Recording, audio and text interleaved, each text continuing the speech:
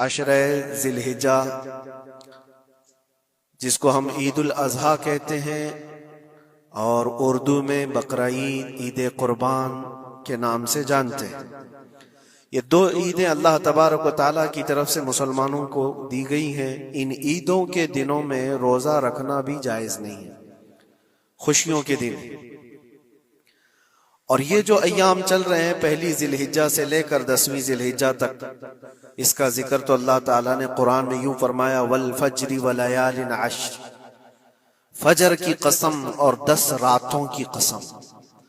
اور وہ 10 راتیں کون سی ہیں؟ پہلی ذی الحجہ سے لے کر 10ویں ذی الحجہ تک کی رات، یہ 10 راتیں اتنی عظمت والی ہیں کہ اللہ خود ان کی قسم فرما رہا ہے، اللہ ان کی قسم یاد فرما رہا ہے۔ اور ان ایام میں جو اعمال کیے جاتے ہیں اللہ کی بارگاہ میں مقبول ہوتے ہیں۔ یہ حرمت والے مہینوں میں سے ایک مہینہ ہے۔ زمانے جاہلیت میں بھی ان مہینوں میں جنگ و جدال نہیں کیا جاتا تھا، کوئی بھی جنگ چل بھی رہی ہو تو یہ مہینے آتے تو جنگ روک دی جاتی تھی، کیونکہ یہ حرمت والے مہینے ہیں۔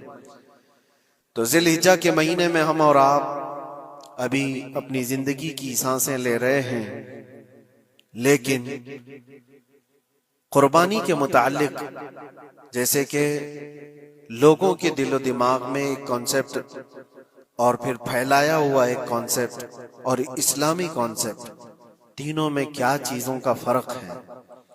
اسلام کون سی قربانی چاہتا ہے؟ لوگوں نے کیا پروپیگنڈا پھیلایا ہے؟ اور عوام کے ذہن میں کیا بیٹھا ہوا ہے؟ تینوں کو ہم تھوڑا سرسری نظر سے دیکھتے ہیں۔ سب سے پہلی چیز تو یہ ہے، اسلام جس قربانی کی بات کر رہا ہے، قرآن میں اللہ فرماتا ہے لن ینال اللہ لحومها ولا دماؤها، نہ تمہارا گوشت نہ تمہارا بہایا ہوا خون اللہ تک پہنچتا ہے، ولکن ینالہ التقوی منکم، بلکہ اس کے پیچھے جو تمہارا تقوی ہے وہ اللہ تک پہنچتا ہے۔ تمہاری نیت دیکھی جا رہی ہے، تمہارا اخلاص دیکھا جا رہا ہے۔ اسی لیے کہا گیا ہے کوئی گوشت کھانے کی نیت سے قربانی کرتا ہے تو اس کی قربانی ہوگی ہی نہیں۔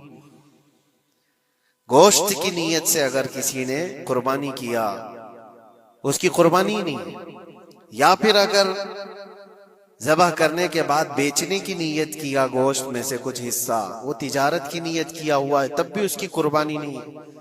قربانی صرف وہ ہے جو خالص اللہ کی رضا کے لیے کرے، جو اللہ تعالیٰ نے حکم فرمایا مجھے اور اللہ کریم کے حکم پر عمل پیرا ہوتے ہوئے میں قربانی کر رہا ہوں، یہ اس نیت کے ساتھ جس